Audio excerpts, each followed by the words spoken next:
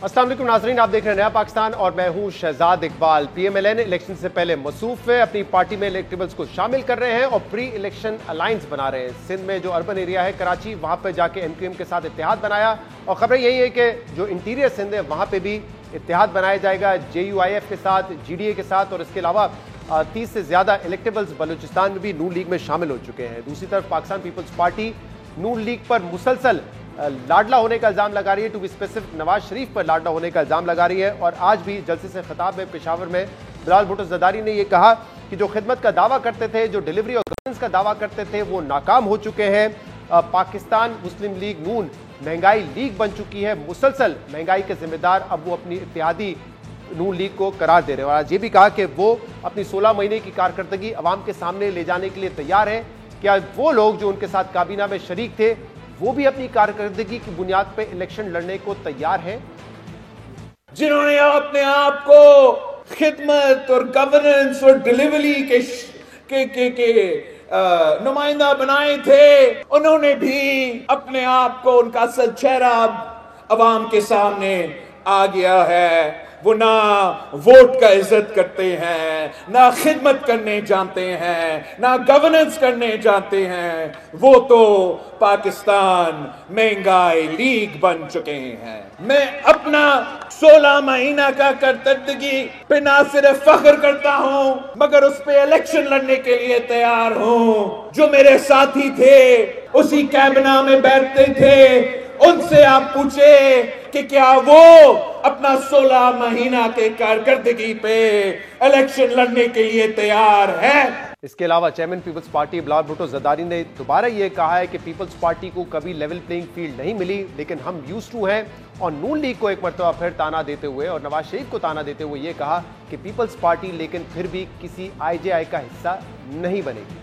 Pakistan peoples party के लिए कभी लेवल प्लेइंग फील्ड तो था ही नहीं, तो हम यूज्ड टू है। अगर आज भी कोई समझता है कि वो जबरदस्ती किसी को वजीर आजम बना सकते हैं, तो ये इनका गलत फहमी है।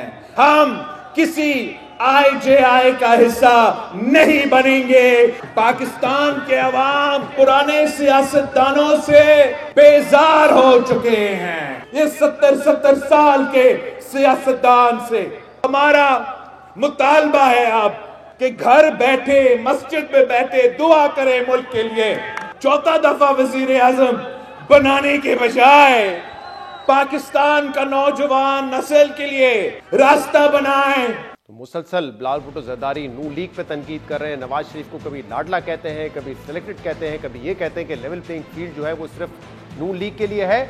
और अहम बात यह है कि 16 महीने एक मखलूत हुकूमत में रहने के बाद अब जो महंगाई मुल्क में हुई है उसकी जिम्मेदार पीपल्स पार्टी नून लीग को करार देती है, उनको महंगाई लीग कह रही है। लेकिन अहम बात यह है कि जब इत्तेहाद में एक साथ थे तो बिलाल भुट्टो ज़रदारी, यही बिलाल भुट्टो ज़रदारी जो है वो शहबाज शरीफ की तारीफ करते थे, उनकी गवर्नेंस की तारीफ करते थे, उनकी परफॉर्मेंस की तारीफ करते थे।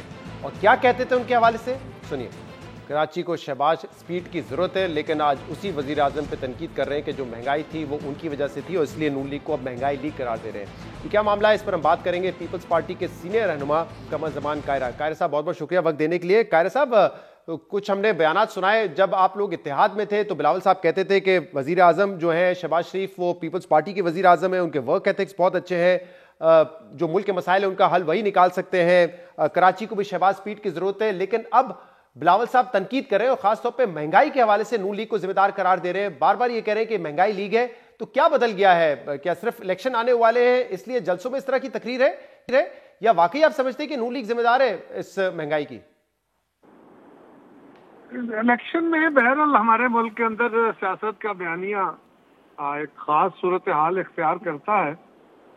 जिस तरह आपके प्रोग्राम्स के अंदर भी तरह गर्मा गर्मी चलती है, ना चले तो रेटिंग गिरती है, हमारे यहाँ भी कुछ ऐसी सूरत हाल है। और इसमें समाज हमारा ऐसा है कि समाज के मुताबिक आपको बातें करनी पड़ती हैं। कुछ हकायक भी हैं, हम उस हुकूमत का हिस्सा जरूर थे, लेकिन वहाँ बैठे हुए भी हम अपनी पोजीशनें लेते रहे और इकोनॉमी के ऊपर भी बहुत सारी। लेकिन वो एक वक्त था बहरहाल नहीं। आज की सूरत हाल के ऊपर पीपल्स पार्टी अपना मौकफ तो बहरहाल अवाम के सामने रख रही है, इसी तरह बाकी जमातें भी रख रही है। आप भी अपना تجزیوں کے اندر اپنی صورتحال سامنے رکھ رہے ہیں. جی لیکن ہم کبھی اتحاد میں تو نہیں رہے حکومت کے ساتھ, لیکن جب بلاول صاحب اتحاد کسی چوائس کا حصہ نہیں ہوتے. اتحاد ہمیشہ کمپلشنز ہوتی ہیں. چوائسز یہ ہوتی ہے کہ آپ کی اپنی حکومت بنے, ہر جماعت کی چوائس ہوتی ہے جی. اور اس وقت اگر کمپلشن یہ تھی تو یہ ایک وقت نہیں, اس سے پہلے بھی ہم 2008 میں بننے والی حکومت میں بھی ہم کچھ مہینے اکٹھے رہے تھے, کچھ ہفتے اکٹھے رہے تھے. اس سے پہلے بھی بہت سارے لوگوں کے ساتھ اتحاد جماعتوں کے ساتھ ہوتے رہے. یہ ہمارے نظام کے اندر ہمیں اس میں مجبوری شوق ہے. سو اس کو چاہے سے اور اتحاد کے اندر رہتے ہوئے آپ کی جو زبان ہے وہ الیکشن لڑتے ہوئے نہیں ہو سکتی. یہ برطانیہ میں دیکھیں گے وہاں بھی آپ کو ایسے ملے گا, ہندوستان میں دیکھیں گے وہاں بھی ایسے ملے گا. اس کو جو عوام سن رہی ہوتی ہے ان جلسوں کو, ان خطاب کو, وہ کیا سمجھے؟ بلاول صاحب ایک حقیقت پر مبنی بات کر, میں ایک سوال مکمل کر لوں کہ حقیقت پر مبنی بات کر رہے ہیں کہ نون لیگ کی گورننس نہیں ہے, ان کی پرفارمنس بہت خراب ہے, آپ ہمیں ووٹ دیں, یا صرف یہ سمجھے کہ ماحول گرمانے کے لیے یہ الیکشن مہم چلا رہے ہیں اس لیے یہ باتیں کر رہے ہیں کہ مہنگائی کی ذمہ دار نون لیگ ہے؟ دیکھیے ہم ہیں اس کو لوگ جج کریں گے, ہماری تو لوگ اس کو نظر اور ہماری باتوں میں ایسے.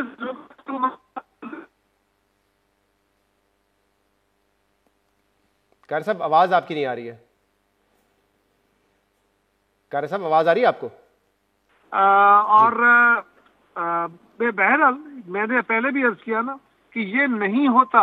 اتحاد کے اندر آپ کی جو لینگویج ہوتی ہے, آپ الیکشن لڑنے جا رہے ہو تو وہی لینگویج آپ کی ہو.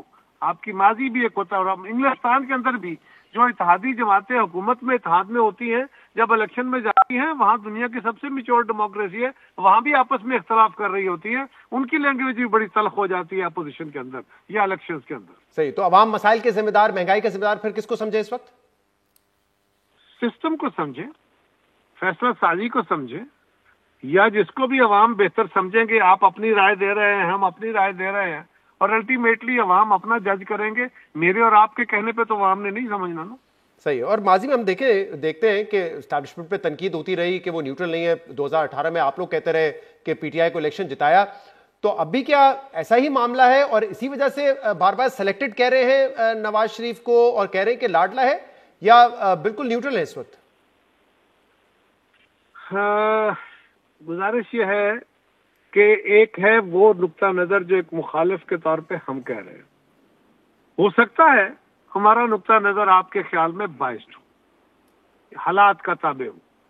یہ فرمائیے آپ میڈیا والے دوست میاں صاحب یا مسلم لیگ کی موجودہ صورتحال کو کیا کہہ رہے ہیں؟ اس ملک کے انڈیپینڈنٹ اینالسٹ کیا کہہ رہے ہیں؟ لکھنے والے کیا کہہ رہے ہیں؟ باقی جماعتیں کیا کہہ رہی ہیں؟ کیا یہ صرف پیپلز پارٹی ہے جو کہہ رہی ہے, یا اس ملک کے اندر اور بہت سارے رائے بنانے والے ادارے بشمول میڈیا کے, ان کی رائے بھی مور اور لیس وہی ہے جو پیپلز پارٹی کی ہے؟ صحیح ہے. تو اس کا مطلب نیوٹرالٹی نہیں نظر آ رہی آپ کو؟ نہیں, میں تو آپ سے پوچھ رہا ہوں, آپ خود یہ کہہ رہے ہوتے ہیں, آپ خود اس بات پہ سوال اٹھا رہے ہوتے ہیں کہ میاں صاحب کو فیور دی جا رہی ہے. چلے ہماری طرف سے تو آپ نے جواب دے دیا, اب اپنا جواب بھی دے دیجیے نا. میرا تو ہے ہی آپ کے ساتھ, میں تو آپ سے بھی ایک قدم آگے ہوں. میں تو کہتا ہوں کہ ان کے لیے صفحے ہموار ہو رہی ہیں, اور یہ میاں صاحب کے لیے اور اس ملک کی جمہوریت کے لیے اچھا نہیں ہوگا. لیکن جنرلی میں نے کہا نا کہ یہ پیپلز پارٹی کا, دیکھیں نا شہزاد, ایک ہوتا ہے میرا بیان کرنے کا طریقہ سیاست میں اور ہے, آپ کا صحافت میں اور ہے. ایک ہی بات ہے, آپ بھی کہہ رہے ہیں کہ ریاست ان کو فیور کر رہی ہے, میں بھی کہہ رہا ہوں ریاست ان کو فیور کر رہی ہے. آپ کہہ رہے ہیں کہ آپ کا نیوٹرل انالیسز ہے, میں کہہ رہا ہوں, اور مجھ پہ آپ کہہ رہے ہیں کہ آپ کل اتحادی تھے آج تنقید کر رہے ہو. تو میں کہہ رہا ہوں کہ بھائی میں کل اتحادی تھا ایک حالات کے تابع ملک کے ضرورت کے لیے, آج میں اپنا الیکشن لڑ رہا ہوں, عوام کے پاس اپنی رائے لے کے جا رہا ہوں, اور میرا بات کرنے کا اپنا ایک اسلوب ہے. لوگ اگر میری بات کو سنیں گے تو مجھے ووٹ دے دیں گے, نہیں سنیں گے تو مجھے اور تو کوئی ذریعہ نہیں ہے. اور اگر دوبارہ یہ کمپلشن ہو 2023 کے 24 کے انتخابات کے بعد, تو دوبارہ اتحادی بھی بن سکتے ہیں, پھر وہ میٹھی میٹھی باتیں بھی شروع کر سکتے ہیں. اور یہ مجھے بتائیے کہ کیا یہ اتحاد صرف پاکستان میں ہوا یا ہوتا ہے, یا دنیا کی باقی ڈیموکریسیز میں بھی اسی طرح کی پریکٹس ہے؟ آپ کے ہمسائے ہندوستان سے لے کے برطانیہ تک جہاں پارلیمانی نظام ہے, کیا وہاں بھی ایسا ہوتا ہے؟ ٹھیک ہے, بہت بہت شکریہ, بہت شکریہ. پیپلز پارٹی کے سینئر رہنما قمر زمان قاہرہ صاحب ہمارے ساتھ موجود تھے. پروگرام میں ایک بریک شامل کریں گے, اس کے بعد ملتے ہیں. Welcome back. पिछले 1.5 साल से पाकिस्तानी अवाम के लिए सबसे बड़ा मसला महंगाई रहा है। हुकूमतें ये दावा करती रही हैं कि आने वाले दिनों में आप देखेंगे कि महंगाई में कमी हुई है, लेकिन ऐसा होता नजर नहीं आया। कभी बिजली की कीमत बढ़ती है तो कभी गैस की कीमत बढ़ती है, जिसकी वजह से ओवरऑल महंगाई में इजाफा होता रहा है, जिसकी वजह से सियासी जमातें अब एक दूसरे को महंगाई का जिम्मेदार करार दे रही है।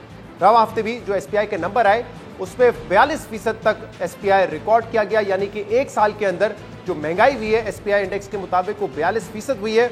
अगर एक हफ्ते का डेटा लिया जाए तो उसके मुताबिक तकरीबन 10% इजाफा हुआ है SPI इंडेक्स में। उसकी बड़ी वजह ये बताई जा रही है कि पिछले एक हफ्ते में गैस की कीमतों में 480% इजाफा हुआ है, जबकि एक साल में गैस की कीमत में 1100 रुपए का इजाफा हुआ है। और निगरान वजीर खजाना ने अब ये बताया है कि जनवरी में गैस की कीमत में मजीद इजाफा करना पड़ेगा, बिजली की कीमत में भी इजाफा करना पड़ेगा।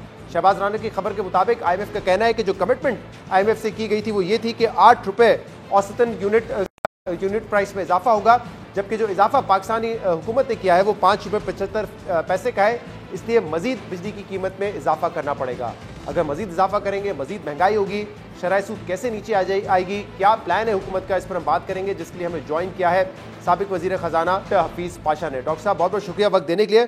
डॉक्टर साहब 480% का इजाफा एक हफ्ते में गैस की कीमत में हुआ है, जिसकी वजह से 42% पर अब पहुंच चुका है SPI। हुकूमत तो बार बार कह रही है कि बेस इफेक्ट की वजह से आप देखेंगे महंगाई कम होगी, लेकिन ये होता हुआ नजर नहीं आ रहा अब तक।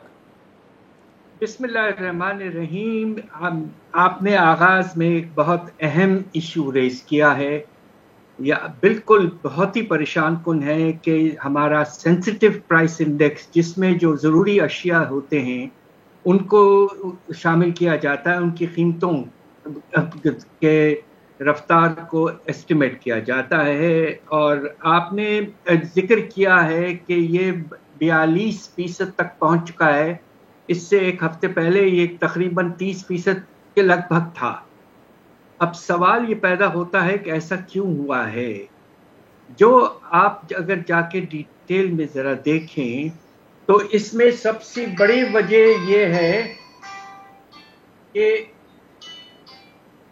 कि आपके गैस की कीमतों में 450 नहीं 1100% इजाफा है, 1100% जी एक साल में।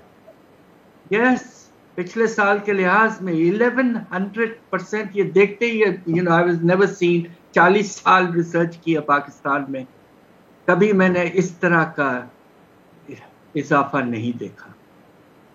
ये बेपना। और ये भी जो लोअर मिडिल क्लास के लिए Q1 जिसे कहते हैं, क्विंटाइल 1, खुदा के लिए क्या हो रहा है, ये किस तरह ये इजाफा किया जा रहा है। क्या आपने फिक्स चार्जेस को इतना बढ़ा दिए हैं कि इफेक्टिवली बोझ ज्यादा आपके मिडिल क्लास और वर्किंग क्लास घरों पर ज्यादा पड़ेगा? ये बिल्कुल नामुनासिब सी पॉलिसी है। और फिर साथ साथ ये कहना कि हम समझ रहे हैं कि अफरात ज़र जो है, हमारा जो सेंट्रल बैंक है, स्टेट बैंक ऑफ पाकिस्तान कह रहा है 2025 में अफरात ज़र 5% पे आ जाएगा। माशाल्लाह माशाल्लाह। और हुकूमत कह रही है कि साल भर का एवरेज जो है वो 21% होगा। अब सवाल ये पैदा होता है कि अगर आपने जिस तरह बिल्कुल मुनासिब कहा कि जब झटके ऐसे बड़े बड़े लगेंगे, खास तौर पे बिजली और गैस की निर्खों की वजह से, तो कैसे अफरात ज़र में कमी? ये तो पहला इम्पैक्ट है। अब गैस की कीमतों के बढ़ने से एक क्रॉस द बोर्ड चीजों में इजाफा होगा। मतलब इसका मल्टीप्लायर इफेक्ट आएगा? बिल्कुल आएगा, 100% मल्टीप्लायर इफेक्ट आएगा। देखिए, बेसिक आपके जो चीजें हैं जिसमें गैस इस्तेमाल होता है, उनकी कीमतों में तो इजाफा होना ही होना है। तो देखिए, विद ऑल ड्यू रिस्पेक्ट्स, इस वक्त अफरात ज़र तकरीबन आउट ऑफ कंट्रोल हो चुका है। तो इसका मतलब ये डॉक्टर पाशा साहब, 2022 में भी जब हमने बिजली की कीमतें बढ़ाई, ये कहा गया कि इसके असरात जरूर आएंगे, लेकिन फिर बेस इफेक्ट की वजह से आप देखा अफरात ज़र कम होगी। फिर हमने गैस की कीमतें बढ़ा दी हैं, और अब जो निगरान वजीर खजाना है वो कह रही है जनवरी में मजीद हमें गैस की कीमत बढ़ानी पड़ेगी, क्योंकि जो सर्कुलर डेट है बिजली और गैस का वो 4% ऑफ GDP तक पहुंच चुका है। यानी मजीद इजाफा होगा। तो वो जो कह रहे हैं कि बेस इफेक्ट की वजह से हमें नंबर्स नीचे आते हुए नजर आएंगे, उसका इम्कान नहीं है अनकरीब। बिल्कुल। देखिए, बात यह है کہ آپ 4,000 ارب کا آپ کا سرکولر ڈیٹ ہو چکا ہے دونوں سیکٹرز میں، گیس اور بجلی میں، اور ہو یہ رہا ہے، دیکھیے کہ جب آپ قیمتوں کو اس رفتار سے بڑھاتے ہیں تو اس کے نتائج دو ہوتے ہیں.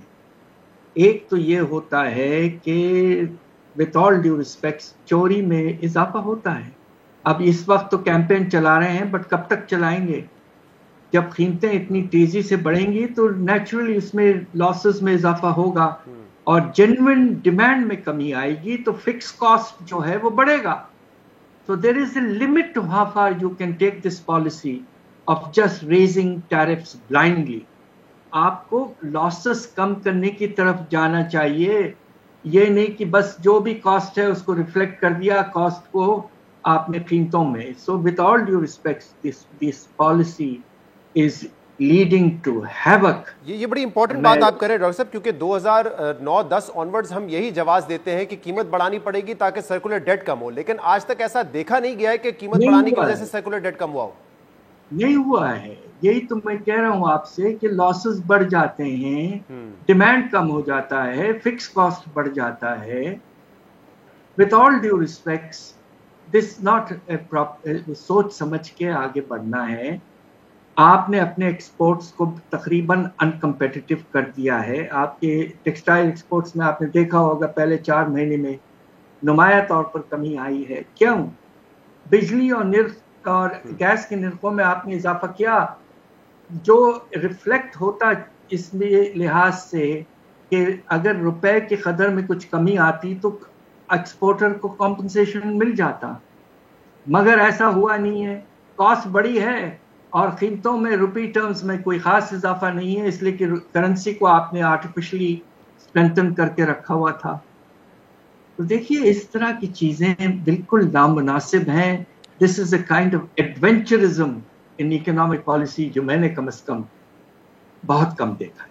اور پاشا صاحب، ابھی 2 روز پہلے سابق وزیر اعظم نواز شریف صاحب انہوں نے صنعت کاروں سے، کاروباری شخصیات سے ملاقات کی، اور انہوں نے کہا کہ ترقی نہیں کر سکتی انڈسٹری اگر شرح سود 22% ہوگا، اس کو ہمیں کم کرنا پڑے گا. تو ایک طرف تو وہ یہ کہ ہمیں شرح سود کم کرنا پڑے گا، لیکن کیا اتنی مہنگائی کے بعد یہ شرح سود کم ہو سکتی ہے؟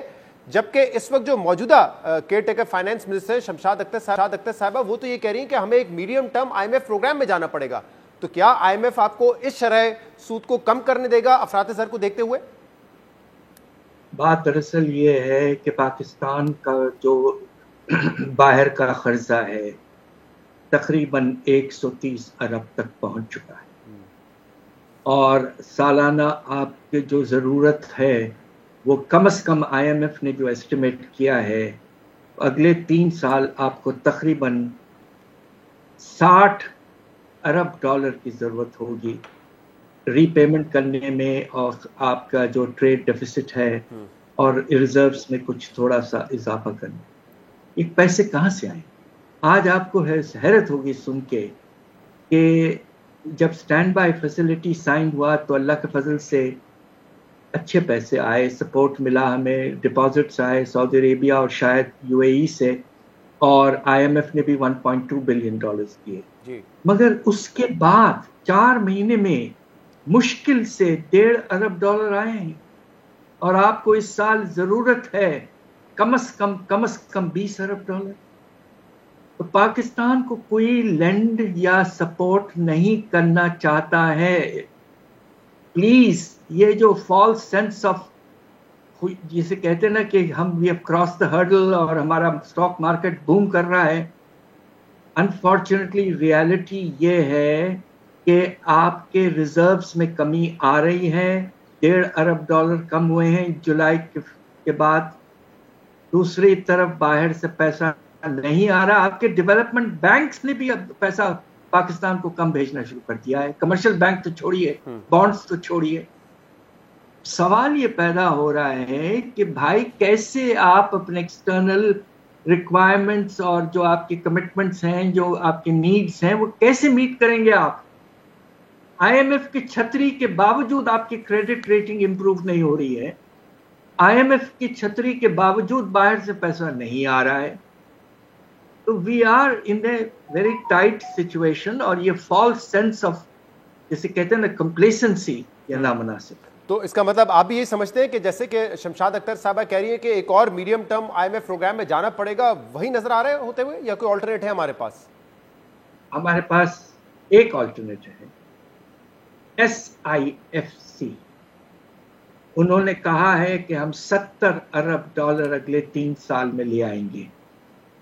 ایسا ہوتا ہے تو پاکستان کی تصویر بالکل نمایاں طور پر ڈاکٹر صاحب آپ سے تو ہم یہ توقع کریں گے کہ آپ تو پوری پاکستان کی تاریخ دیکھ چکے ہیں، جو پاکستان کے اکانومک حالات ہیں وہ دیکھ چکے ہیں، کیا آپ کو یہ ریئلسٹک لگ رہا ہے کہ $70 بلین آ سکتے ہیں؟ دیکھیے اب میں آپ سے کیا کہوں کہ اس وقت تو باہر سے پیسے آنے کی رفتار ابھی میں نے ذکر کیا نہ ہونے کے برابر ہو چکی ہے. اب سڈنلی آپ کے پاس اتنا بڑا اماؤنٹ کیسے آئے گا؟ اب میں کیا بتاؤں، جون سے ہم یہی سن رہے ہیں، ابھی تک تو کوئی ایسا پیسہ آیا نہیں ہے. With all due respects to this illustrious council, سمجھ میں نہیں آ رہا ہے کہ یہ $70 بلین کیسے آئیں گے، کب آئیں گے، کس طرح آئیں گے، اس کے کیا implications ہیں. With all due respects, and this is diverting us from focusing on the real issues. Real issues یہ ہیں کہ آپ کے پاس اس وقت ریزروز گرتے جا رہے ہیں، اور اگلے اپریل میں آپ کو $1 بلین ایک وقت پہ کیش پیمنٹ کرنی ہے، اس لیے کہ بانڈ میچور ہو رہا ہے. جی تو اس طرح کی چیزیں ہو رہی ہیں، اور کچھ عجیب کنفلکٹنگ بالکل خبریں آ رہی ہیں. ہم سب ابھی بھی پریشان ہیں جنہوں نے زندگی گزاری ہے پاکستان میں، کہ اس وقت we are in a financially fragile position. باہر سے پیسہ ایڈیکویٹلی نہیں آ رہا ہے، فارن انویسٹمنٹ تو نہ ہونے کے برابر ہے. تو کیسے آپ اپنے ریزروز کو انٹیکٹ رکھیں گے، کیسے آپ اپنے ٹریڈ کیپ کو فائنینس کریں گے؟ یہ بہت بڑے سوالات. بہت بہت شکریہ. ڈاکٹر حفیظ پاشا ہمارے ساتھ موجود تھے اور کہہ رہے تھے پاکستان کی جو فائنینشیل اور اکنامک پوزیشن ہے وہ بہت زیادہ نازک ہے. پروگرام میں ایک بریک شامل کریں گے، اس کے بعد ہم مزید بات کریں گے. Stay with us. Welcome back. Cipher case میں سابق وزیر اعظم عمران خان اور سابق وزیر خارجہ شاہ محمود قریشی پر سزائے موت یا عمر قید کی تلوار لٹک رہی ہے، جبکہ اس کیس میں دونوں شخصیات کی ضمانتوں کے تحریری فیصلوں میں چیف جسٹس اسلام آباد ہائی کورٹ جسٹس عامر فاروق نے جو آبزرویشن دی ہیں، اس نے اس کیس کو مزید اہم بناتے ہوئے دونوں شخصیات کے سیاسی مستقبل پر سنجیدہ سوالات کھڑے کر دیے ہیں.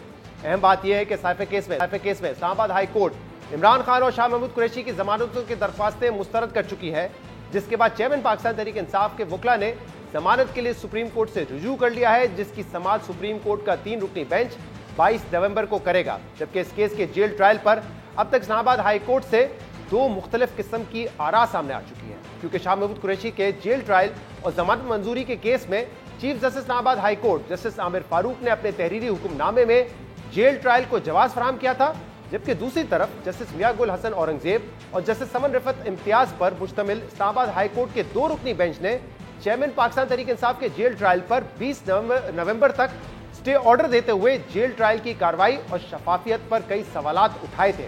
سائفر کیس میں جیل ٹرائل ہوگا یا اوپن، اس بحث کے علاوہ اس کیس میں ضمانتوں کی درخواستوں کے تحریری فیصلوں میں چیف جسٹس اسلام آباد ہائی کورٹ نے جو آبزرویشنز دی ہیں اس نے کیس کو مزید اہم بنا دیا ہے، کیونکہ پروسیکیوشن نے عمران خان کے خلاف cipher case official secret act کے سیکشن 5 کی خلاف ورزی کی بنیاد پر بنایا ہے، جس کے سیکشن 5(1)(1) میں جرم کی زیادہ سے زیادہ سزا سزائے موت یا عمر قید ہے. اور FIA کا یہ دعویٰ ہے کہ عمران خان نے ایک خفیہ دستاویز کو عوام کے سامنے رکھ کر آفیشل سیکرٹ ایکٹ کی خلاف ورزی کی.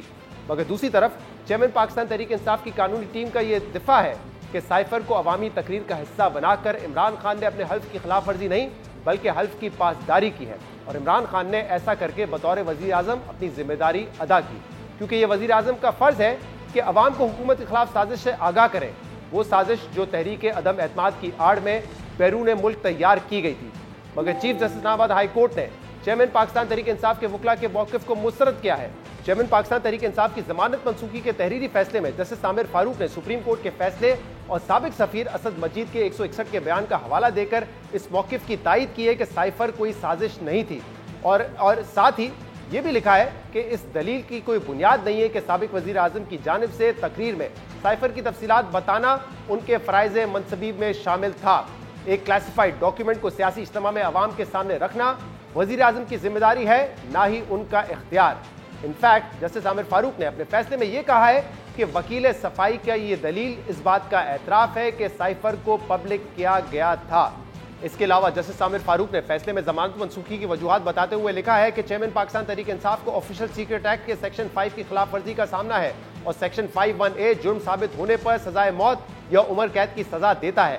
فیصلے کے مطابق جن کیسز میں ملزمان کو اس قسم کے الزامات کا سامنا ہو اس میں جرم کی نوعیت کو سنجیدہ لیا جاتا ہے اور ضمانت منسوخی کی درخواست کو مسترد کیا جاتا ہے۔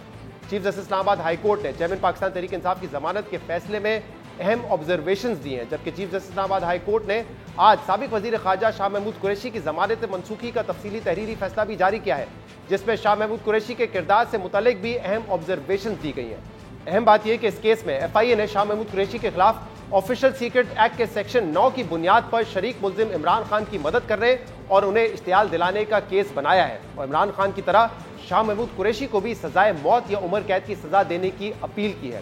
سائفر کیس میں پروسیکیوشن کا شاہ محمود قریشی پر الزام ہے کہ انہوں نے عمران خان کے ساتھ مل کر خفیہ دستاویز کو عوام کے سامنے رکھا جس کا انہیں اختیار نہیں تھا۔ پروسیکیوشن کے مطابق اس مقصد کے لیے بنی گالا میں ایک اجلاس بلایا گیا جہاں سائفر کو سیاسی فائدے کے لیے استعمال کرنے کی سازش تیار کی گئی، جبکہ دلچسپ بات یہ ہے کہ پروسیکیوشن نے شاہ محمود قریشی کے خلاف عمران خان کی مدد، معاونت اور اشتعال دلانے کے الزامات ثابت کرنے کے لیے بلیکس لاء ڈکشنری کا سہارا لیا ہے۔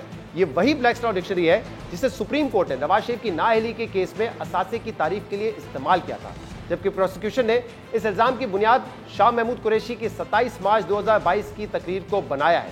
شاہ محمود قریشی نے اس تقریر میں کیا کہا تھا، سنیے۔ یہ میں بڑی نازک اور سنجیدہ بات کرنے والا ہوں۔ پاکستانیوں،